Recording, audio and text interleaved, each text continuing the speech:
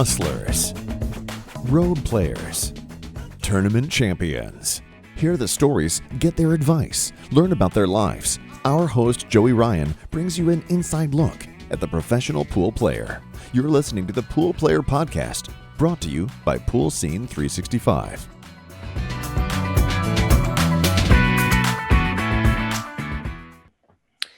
Hello, and welcome to the Pool Player Podcast, presented by Pool Scene 365. This is Joey Ryan, your host, and today we're really fortunate to have a great guest with us. We have Mitch Ellerman, great player out of Arizona.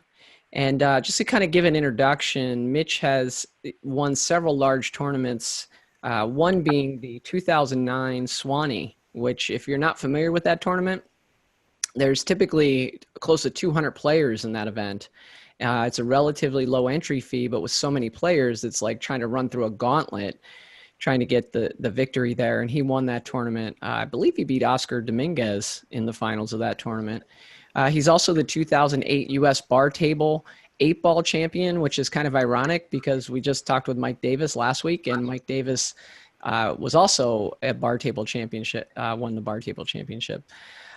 Mitch also won the 2011 Seminole Pro Tour event in California, and he's got numerous other tournament victories all throughout really the Southwest. So without further ado, I just want to welcome you to the show, Mitch. Thanks for joining us.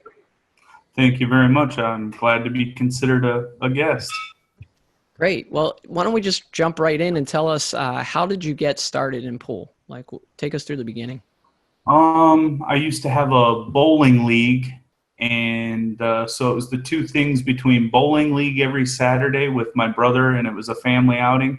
So when my dad take a smoke break back in the lounge, there was a bar table there, and then my sister owned a bar between 90 and 92. So in 90, I was only 4. So all the way to that time, I used to stand on a milk crate and learn to play on a bar table while my dad was cooking back in the kitchen. I started kind of young myself. I started at age 5.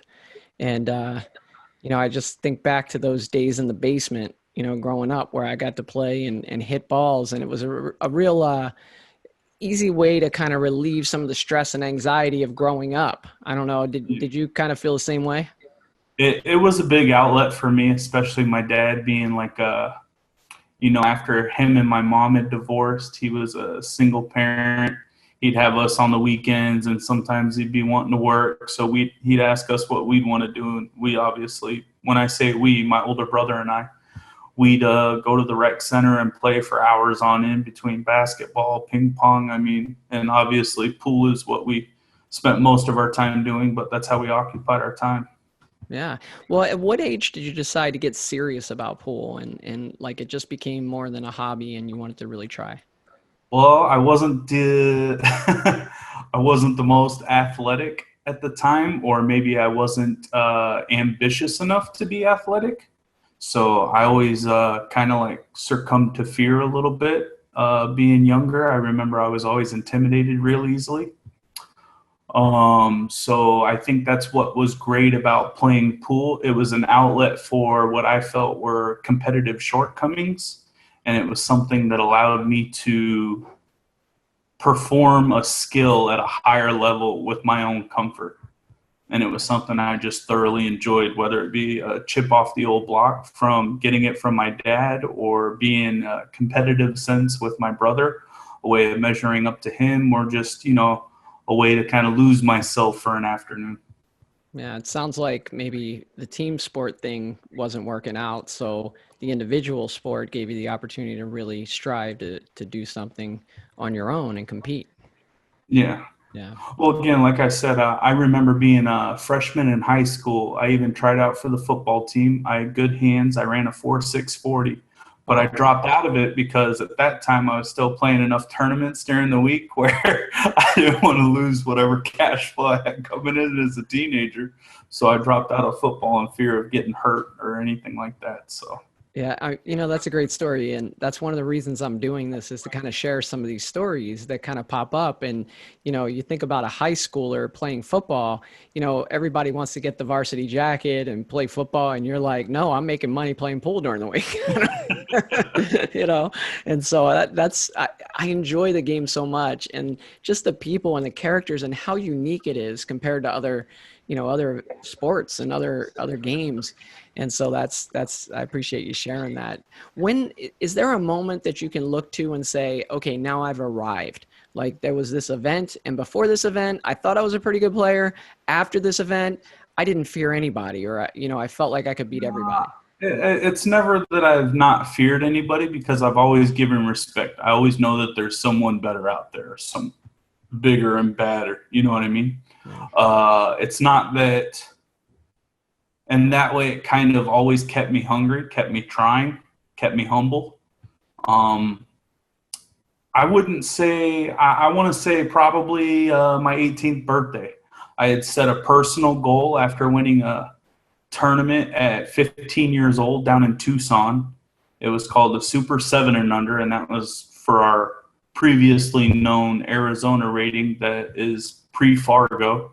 We had our own rating system. And it was more for like an intermediate and under, if you want to classify it. And I went through a field of 128 players. And after that, I went home on an old notebook divider because I couldn't find a sheet of paper, ironically enough. And I thumbtacked it to my ceiling. And I saw it every day for 3 years, saying I wanted to be a certain rating by my 18th birthday. And on my 18th birthday, my dad got the phone call up at River City, which is the pool room that I had grown up at, and they said that I had got bumped, and I made my goal. That's excellent, because so that's kind of my first real achievement, if you could say that one stuck out. That would be it. That's awesome. And when I moved to Arizona, I was shocked that there was this rating system, right, for the entire state. Every single player in the whole state had a rating. And I'm like, how'd you ever pull that off in Arizona? It's like if somebody popped into town and they weren't known and they weren't rated, it was like they had to give up their driver's license if they wanted to play a tournament. Exactly.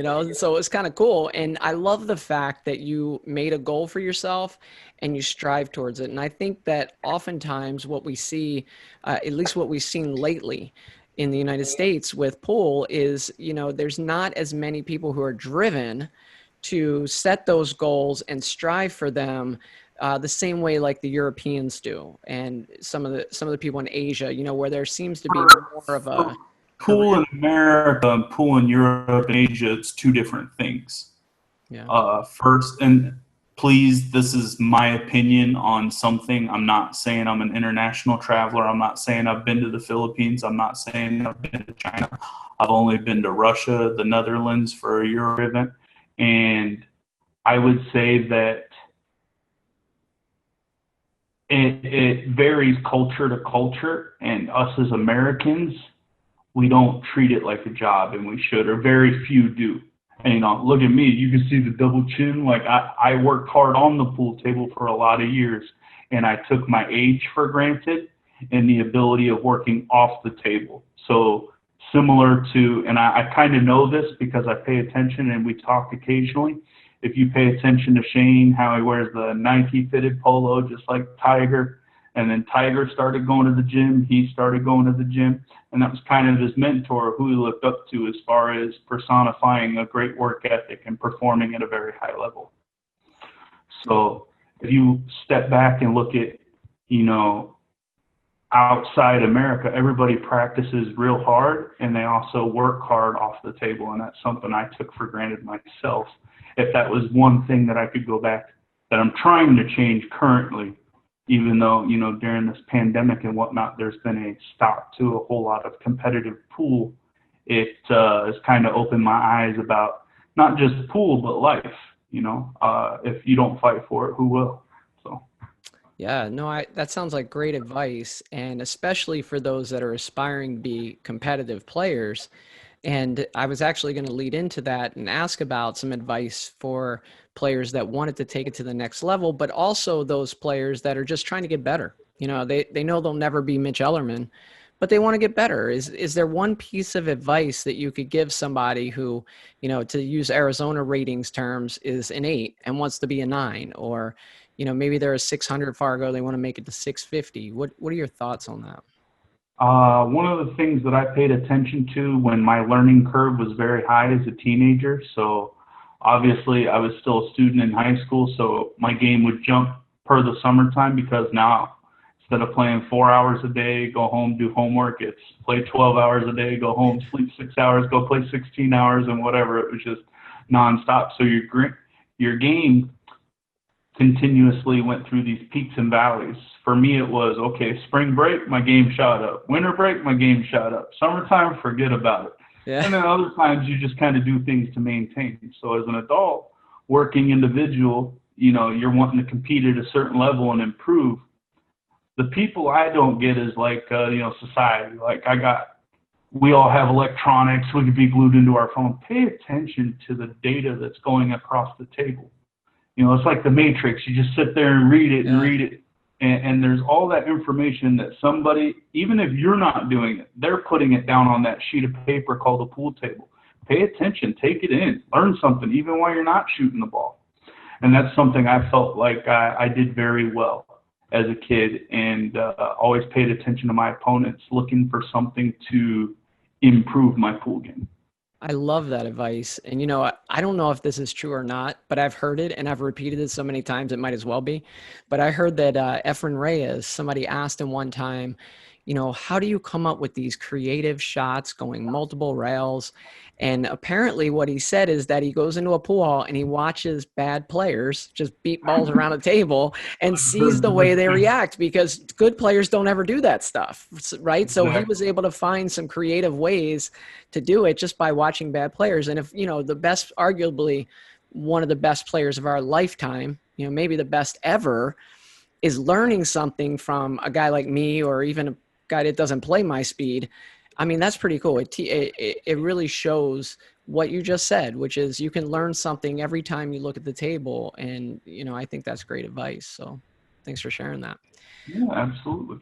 What are your interests outside of pool?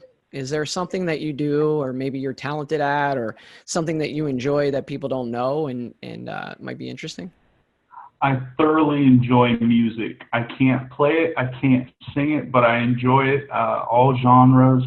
The only one I have a real hard time with is all the different genres of metal, but anybody sees me at any pool room, I promise you I've been to the jukebox at least once. Okay. And it's just something I kind of got from my dad growing up. We'd always go on a drive, and he'd have me listening to 94.5. That used to be the oldie station here when they played 50s and 60s music. And he'd have a Mustang convertible when I was a kid, and we'd go at the top down and just listen to music, and those were the good times. And I still catch myself just going for a drive now, even though gas is almost $3 a gallon. It's just what I like to do. Are you a singer, or is it like sing in the shower? I used to sing, but now my blender is broken, so it's just kind of I mumble the words. That's funny. So switching back to pool, you know, one of the things that I had heard about you before I moved to Arizona, and folks had said that you were a great player, and I was really impressed with the way you carried yourself around the table, and just how silky smooth you are when you're in gear. You know, it's like there's certain players you can watch and they just have a flow to their game that's really like poetry. Is there anybody that jumps out for you that you just enjoy really watching? I mean, as far as like, it's never a dull moment. I think anybody would say they like to see Alex Pagaline, just because he's a hoot. He's a good time. He's always in a positive mood, even if he's stuck gambling, tournament. He's very critical of himself. Another person that always plays really kind of in tune and at their own pace is Francisco Bustamante. I mean, he's got a certain swagger with that stroke and the way he times the ball, and he just makes it look effortless some days. Yeah, I love his. Most days. You know, both Filipinos, although Alex is Canadian. You know, but One thing I noticed that when I used to live in Maryland, these players would come through that area for the U.S. Open in Chesapeake. And, I played Andam a couple times. I played a few of the great Filipino players as they came through town. And one thing I noticed is how effortlessly they move the cue ball, right? If they have to go 3 or 4 rails, they're hitting the ball half the speed that I would hit it to go 3 or 4 rails. It was just like mesmerizing to me to watch them. They just hit with such a pure stroke. And I think that way when I think about Bustamante and, Andam, I know he's passed away now, and, those great players, Ramil Gallego. I'm not sure if you've ever played him. I've played him, yes. Okay. Yeah. So switching back, let me ask you this. Who's the biggest character that you know from the pool world? Like just somebody who's just a character. I mean, I guess you said Alex for player that you enjoy watching. And, I remember seeing Alex out at Valley Forge in his younger years, and he was a character, but who would you say is one of the biggest characters? I have recently moved back from Las Vegas, and in the past 3 years, granted, they may not be premier players, but the two that stick out is the poker player John Robert Ballon and Tedder from Boaz, Alabama. They've been betting so high and getting crazy, and it's just never a dull moment when you're in the room watching them. And I know Tedder had moved there just specifically to play John Robert, so it was always kind of funny to see how things had transpired, especially like within the past year. The amount of the big figures that have been exchanged in the past like 8 to 12 months, it's been ridiculous. I wanted to ask you about that because, living in Vegas and, Vegas is hot. It's really hot right now for pool. And, somebody was, I think it was Chris Adams was telling me he was up there, about a month ago, and he's like, man, there's champions everywhere and they're gambling and betting everything. And what was it like living up there and kind of being in amongst that? It was a little surreal as far as being able to have the opportunity to make a score. Any given day, somebody's losing 20,000, wow. And that's not an exaggerated figure. Really? And there was like a month stretch where the first 4 tables, or at least 3 out of the 4, had at least $2,000 or higher bet on it all day, every day. Wow, that's awesome. So, yeah, it was pretty staggering. And, I mean, I'm not going to throw more names out there. I mean, if you've been there or whatnot, but it's just been like I had never played for more than $3,000. I played a tennis headset a long time ago at River City Pockets, and I won the first set, lost the second set, and that was a learning experience in itself. And then the second I get to Vegas, I lose a little bit on my own dough, that first like 6 months I was there. And then after that, I started getting in stroke and realizing that, I needed to practice a little bit harder if I was going to be playing. But I had played plenty of sets for 5,000, a few sets for 10,000, 2,500 a game, one pocket, $20,000 and $30,000 sets of one pocket. So that was pretty surreal and eye-opening. You want to talk about nerves, man. Whew. Yeah, that was definitely a new peak in valley that I hit while I was there. That'll put the heat on you, right? Playing for 20,000. Yeah. So let me ask you this: who would you say? I love this term, arch nemesis. Who is like the one person that you've gone up against maybe the most, or had the most difficult time with, or just continually ended up meeting up with them and playing against them? I would say Shane. He seems to own my soul every time we play. I think I've beat him once in tournament play. Between him and Alex, and it's almost like I give them too much respect and I start diminishing myself. So that's the borderline where some people have a little bit more ego and they talk themselves into it. But I'm just trying to always stay like humble and real. But at that same time, you have to believe in yourself, because if you don't, who will? Like, nobody's going to make the ball for you when it comes down to a tournament match. So you either get busy living or get busy dying. So those are things that I realized I was able to play from a previous sponsorship I had at the electrical company I was working at the time. And I got to play pool for a year. And that's when they had me try out for the Moscone Cup, and I made like the 16, the final 8, and then I missed the final cut for December. But I learned a lot of things that year about myself, about my surroundings and work ethic on the table, off the table. So it was a very eye-opening experience, and I'm very fortunate to have had it. Yeah. Well, there's definitely no shame in those names being somebody who's had your number. You know, it's not like some schmo down the street. You're talking about the best players. Yeah, no, they play all right. Yeah, they sure do. This is kind of, I just want to throw this one out there. I just thought of it, but, if there's one player that you wouldn't mind matching up with, to really test yourself and challenge yourself, you mentioned playing in Vegas for 20 grand or 10 grand, let's say, somebody came out and say, hey, Mitch, here's 50 grand, get on one of these race to 100 matches with somebody. Who would that be? Man, I don't know. That's a tough one.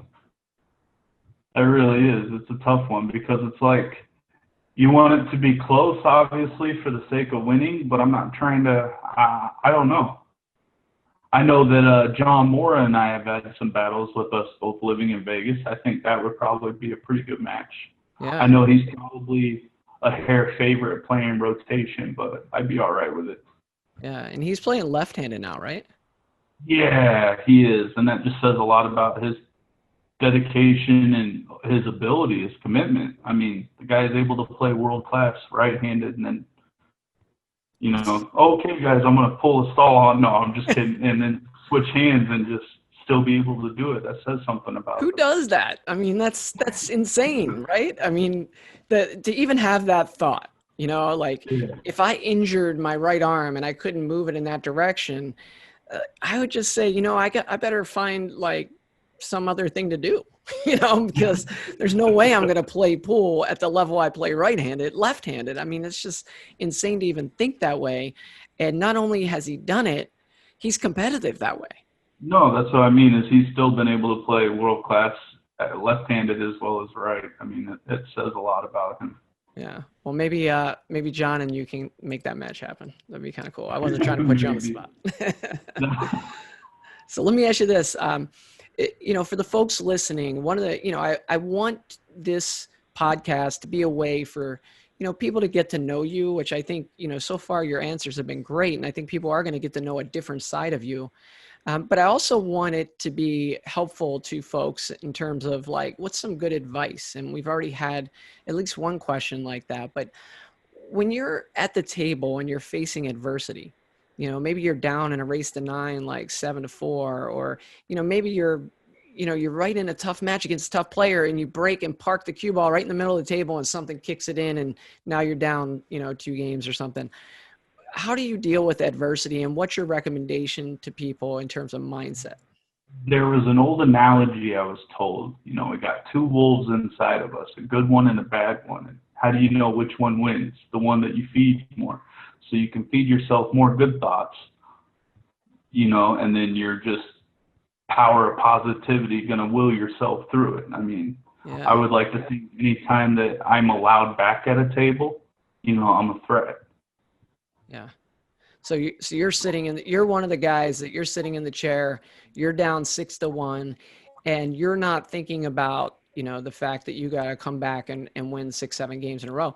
You just know if you get a shot, that's possible, right? Win one at a time. You got to win one. You can't win 6 at a time. You just got to win 1 at a time. Doesn't matter if you break, run the rack, break, combo, make a ball, win the game, kick, free foul. You just got to win that first game. Yeah. And, I think that's really good advice coming from you because, what I've noticed I haven't seen you play a ton, but the times I have seen you play, you seem to keep your cool pretty well at the table. Would you agree with that? I would like to think so. I know as I've gotten a little bit older, it's worn on me a little bit more because I've become more knowledgeable. So I guess you could say I view the game at a higher level and I know when things should or shouldn't have happened. Yeah. Like, I played a great match, U.S. Open last year. Made a sweet jump shot that made some highlight reels for Predator against David Alcade after he won the Whirlpool Masters. But just the next day, I get my butt whooped by Simeon Chen from China, and she just, no, Mitch, have a nice day,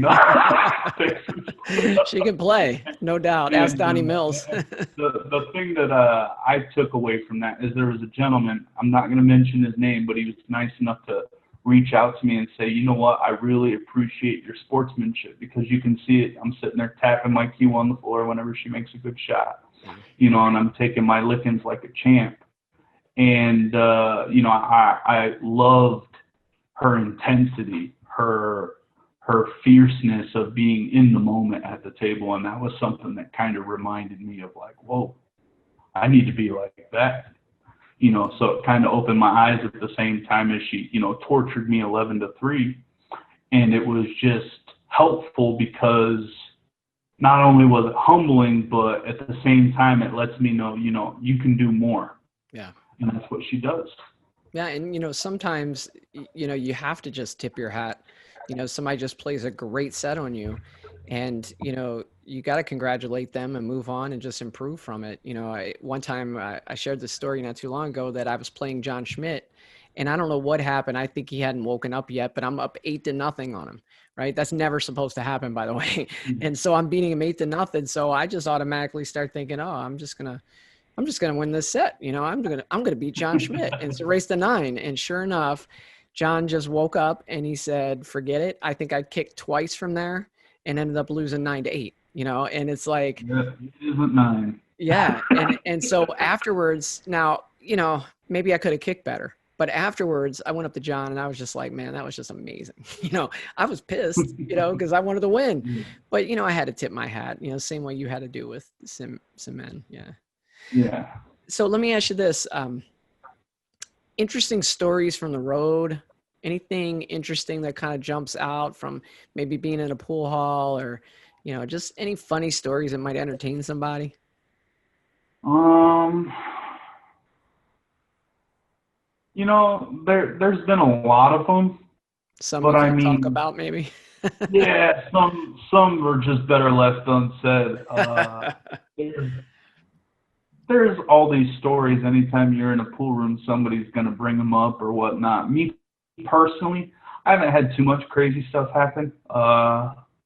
Because normally if I'm on the road, it's to go play a tournament, and that's about it. So mine's kind of dull, with the exception of, some of the things that have gone on in Vegas as of late, because every day there is crazy. Yeah. I just wish I could have been there for some of that, and it's still going on. I mean, No, yeah, they're still playing. Yeah. So didn't it all start with Dippy Dave, the poker That was player? years back. Yeah, he showed an interest in it, and a lot of the pool players had come there to get their hands dirty, so to speak. And now there's a resurrection between JRB doing his thing, so more poker players have gotten involved. And not only that, but like formidable name Nick Schulman, John Hennigan, they've gotten in the mix. So not only are they high stakes pool or poker players, but they actually are well versed in pool. They play a little bit better than you might give them credit for. And so I mean, now it's there's always the ability to when somebody high roll, I don't want to play, let's play for 20,000. Well, the ability to say yes is a lot more common now than maybe years ago. So. Well, what I gather from my question about have you seen anything crazy in pool rooms, and you went back to Vegas, but you didn't tell too much. It goes back to the old adage, what happens in Vegas stays in Vegas. So I guess you're telling people they got to go out there to see it. I mean, yeah, because at the same time, I mean, I don't know all these guys. I don't have their phone numbers, and I'm not trying to put anybody. Me personally, I know that the $20,000 and $30,000 set I played was against Nick Schulman and John Hennigan in a doubles game with my state course. Oh, wow. And we lost the first set for 20,000, and we were fortunate to steal the next set for 30.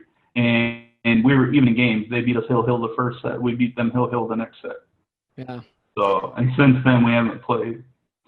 But that was that was the one crazy time, because I was shooting a wing shot with the cue ball just past the head string before the side pocket on the first diamond, and the object ball at 1-1 outside the corner pocket on the foot of the table, and I butchered it, just hit it thick. I was like sitting there, hand shaking, head down, and I just jumped up like. So it was one of those things where I had to calm myself down. Yeah. Mitch, I think I'm a little older than you, but I remember when I was growing up and I would watch pool matches on television, ESPN, Nick Varner, Mike Siegel, guys like that. Back when they used to play on old Conley tables. Yeah. And you know, obviously things have changed, right? And I think there's a lot of people in this country that are a little frustrated with the state of pool, me being one of them. And one of the reasons I'm doing this is really try to make a difference, right? Because we can be frustrated all we want, but if we're not going to do anything about it, nothing's really going to change. So I figure, you know, let me try to do my part and expose the general public to people like yourself, top players, and kind of you see what they're all about and see if we can do something to kind of promote the game. Do you have any ideas for maybe bringing professional pool back to the United States? Obviously, there are professionals in the United States, but there's not a tour, there's not a circuit. Have you given much thought to that? Or if there's a tour that we should follow, as many pool players that like to play recreationally should follow golf. Now, if you want again, this is just my 2 cents. Take it for what it's worth. I'm a guy, Joe Schmo, don't own a business. Just hold the cue decent from now and again. But, you know, you have these big, large entities, Coke, Pepsi, Bud Light, Anheuser-Busch, whatever, Red Bull. I mean, Red Bull was the first one to get into extreme sports at the X Games and whatnots. Yeah. The relativity of their budget when it comes to advertising dollars and what they can allot to write off or at least dispersed in a manner they see fit is life-changing in pool. Now, to have a board that allocates it in a manner that is appropriate for players, tours, advertising, et cetera, I think is on the verge. I think it's close. And then you have the overall stain that it has from the stereotype. I know I play poker occasionally, and I'm not the only pool player to do it. So when I sit there and shoot the breeze with a random person, I say, oh, yeah, I play pool. Immediate stereotype, oh, you're a shark, you're a hustler. It's got a bad stigma attached to it. Yeah. So in order for the consumer, i.e. Joe Schmo, whoever it is, I mean, it's tough. Like you and I, we're both players. We appreciate good pool, but it's tough to fade one pocket sometimes. You'll be like, you know what I mean? Depending on, you just catch yourself nodding. So in order to make it palatable for the consumer and beneficial for the sponsors and everybody involved, I think it's going to take a valiant group effort, not just one individual to boom change it. I think that a tour, some regulations, standards, and not only that, but just pool players coming together and marketing, pushing their product, pushing their industry. You know, not helping a guy out that needs a cue, and then I know a guy. That's the start. But I mean, really getting organized. Have a set up website. If you have a subscription to that website, you know. The website makes advertising dollars, the consumer gets discounts, and not only that, but then they're involved with the network. If they want a table, they can look through the page, click on a link, and boom, there's a table in their area. Boom, there's a table mechanic in their area. There's a guy that does tip work in your area, or 2 or 3 or 4. And something like that is just a start as to something a little bit bigger that feeds into that pro tour, so to speak, all the way from why can't there be programs in schools and clean up the style of the game to where you can teach geometry, you can teach physics, and, you know, you kind of give people like me who felt like they might not have had a very large athletic presence or maybe a little apprehensive like I was. So they have this new outlet and you can turn a negative into a positive, but it all starts from how the consumer portrays it, how they see it. And again, that's just my opinion. I would love to think that I help make it look presentable in a sense, and I leave a little bit of respect to it to where people can appreciate it. Yeah, no, those are all really good ideas, and I appreciate that. And I think what I heard you say, if I could kind of summarize at least one part of that, is that there needs to be collaboration, right? So I think there's so many people in the industry right now that have kind of thrown their hands up a little bit, and there's a lot of frustration. And if we found a way to start kind of creating a spider web, of working together and promoting the players, promoting and the industry and the sponsors, and a guy, I know a guy. Well, let's get those people and let's talk to them about it, and let's say, hey, let's get behind this, right? We can do some cool things if we stick together and we really try to grow the game. Because there's people like, I'm never going to be a professional. I'm 48 now, and I'm a good amateur, but I love this game. I'm passionate about this game. And you know what? I'm putting a lot of time and energy into this right now, and I'm super excited about it, And there's a lot of people like me out there that, I'm never going to play like Mitch Ellerman, but I can do my part and try to contribute. So, hopefully we can get there. Yeah, me too. Yeah. So let me ask you this. What's your highest high and your lowest low? My first interview on here was with Mike Davis, and afterwards he said, that's a good question to ask people. So if you don't like that question, blame him. Highest high. Yeah, talking about from your pool career. Being asked to play for Team USA, even though I didn't make that final cut 2 years ago in 2018, because it's not an Olympic sport. So for me, even being asked to represent, a country for something that I've given my life to, because in my pursuit of being better at something and challenging myself, it was like the highest honor for me. Like, don't get me wrong, I've won tournaments. I've been through fields undefeated, and yeah, it was great at the moment. But the ability to travel and represent my country in a professional manner in a game that I love was like the biggest hint of respect I could have and appreciation for my career thus far. My lowest point was probably on a car ride to New River to visit my brother with my father, and I got so upset at something my dad had said, I took my pool cue and threw it out the window while we were going on the highway. Wow. Yeah. Wow. Yeah. To kind of like prove a point. No kidding. I thought you were going to say your lowest low was when you didn't get selected out of the final. No, because it was a very you were so close. Experience. It was a very good experience, and we ended up winning. So I mean, yeah. How can you be mad at that? I'm behind. You were part of that, right? You helped, get the team ready for that, and everybody here in Arizona, I know, was pulling for you.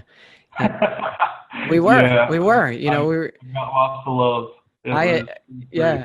And I meant to say this earlier, but that's true. You're back in Arizona and you're so willing to talk to me and set this up, but then you're also busy because everybody missed you, and I see you and the people that you're friends with here. If you go to a lot of cities, a lot of the best players are only friends with the best players, and I don't see that with you. I see you hanging out with all skill levels of players, and you've had these deep friendships here. And it's like the minute that you move back, everybody was like, Mitch is here, party time, let's go hiking, let's go here, so I think that's really cool, I mean, I try and treat people the way that they treat me. And fortunately, I had a good upbringing between my mother and my father. And I was don't get me wrong, I've burned some bridges. I have learned some things the hard way, 100%. But I have also tried to recognize that. I have tried to make good on those mistakes, and I have tried to be honest, upfront, and forthcoming and moving forward as I've gotten older. So a lot of people, oh, Mitch, come over, we're having a barbecue, or oh, hey, you want to go hiking, or all that. It's been wonderful, and I thoroughly enjoy it because we're not here for a long time.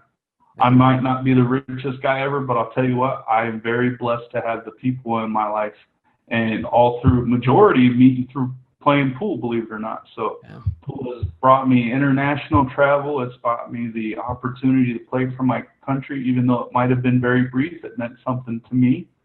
And I've been very, very blessed to have the network that I have, meet the people that I have. And yeah, I'm very fortunate. Yeah. You know, pool, to me, pool, the great thing, like you said before, it has a negative stigma, right? Yeah.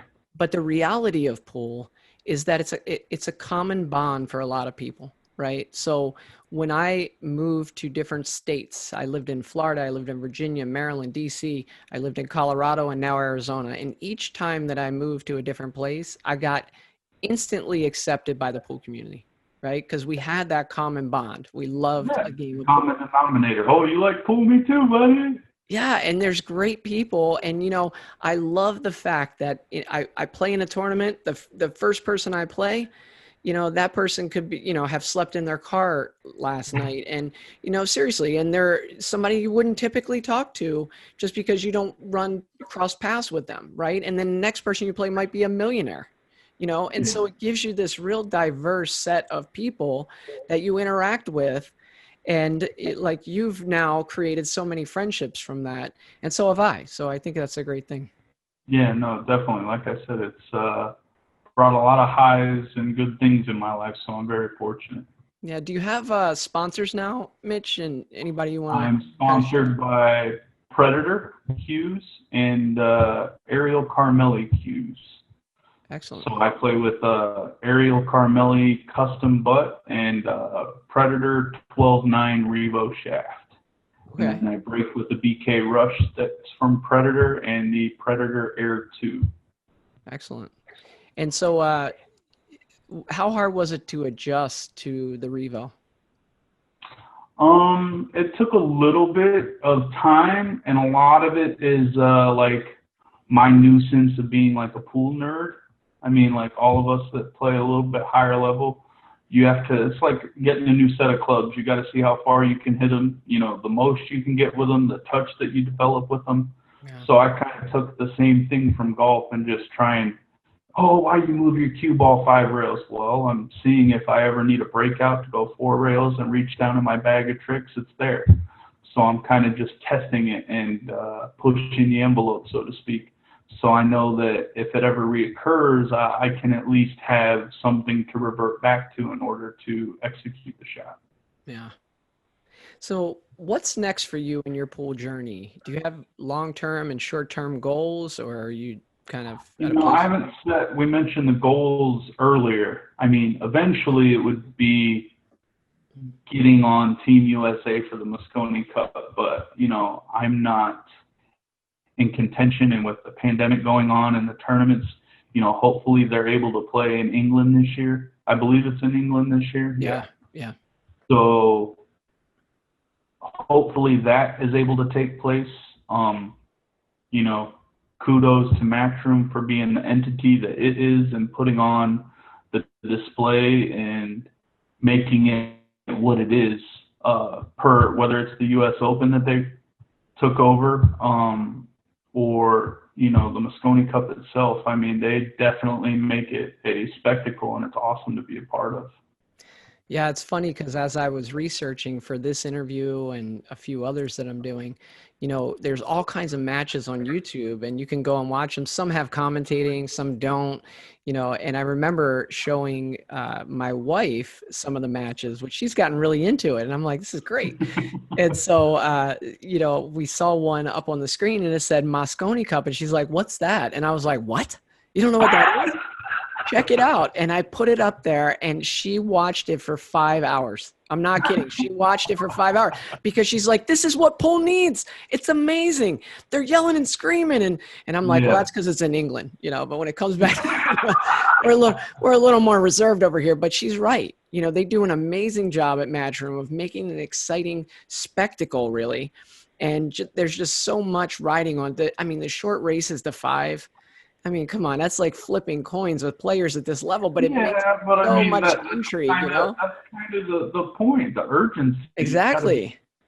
Yeah, exactly. And, you know, it's so she's like, this is what when I go to your, watch you in a tournament, or I see this match on TV, this is what it's missing. We need more of this. And so, yeah, but let me ask you, if you had to pick, who would you like to see me interview on the show, kind of sit through what you just sat through? Oscar Dominguez would be a who. Okay. Let's see. Who else? Anything I need to ask Oscar? No, just probably I'd be curious to see what he feels his highest point is and his lowest point is. Yeah, that's a tough question. So don't worry, I'll ask everybody that. Let's see. Who else? Billy Thorpe would be awesome. Okay. Yeah, we'll do that. Just, country boy can't survive. That's his motto. And I think it would be fun. Okay. Brandon Schuff is like a brother from another mother that I don't get to see much from where you were at originally. Yeah. He's a good cat and ambassador for pool. So I'm already talking to a couple of those guys. So stay tuned and you'll get to check that out. But, Mitch, any final thoughts or anything that you want people to know about you, or just anything to kind of leave the audience with? Everybody, and this is just how I feel about society in general. Think twice before you say something negative. Just try and be positive. You know what? If you don't have something nice to say, simple. Don't say it. Like, what's it really going to do? And if we spent more time building each other up, I mean, who knows how high we could go. I love that. That's just, again, my 2 cents. I love that. Well, Mitch, I can't thank you enough. I know that this week was tough for you. You're preparing for a really difficult match on Saturday. Yeah, you got that right. For the viewers, Mitch is playing me on Saturday. And so, I think I was just joking, but it should be a fun match. It's an 8-ball match, and we're going to have a good time with it. And I'm a heavy underdog, really heavy. But no, I'm the heavy one. You're just I'm a big underdog. I'm a real big underdog. But Mitch, I want to thank you again. This has been such a great episode, and I think the advice that you gave, and really just the stuff about a positive attitude, and the two wolves. I mean, there's so much good content here that I think is going to help a lot of people. And it's also going to let people know a little bit about who you are, which I think is great because you're a wonderful player and you're a great person. So thank you so much. I try to be. Thank you. I appreciate being on.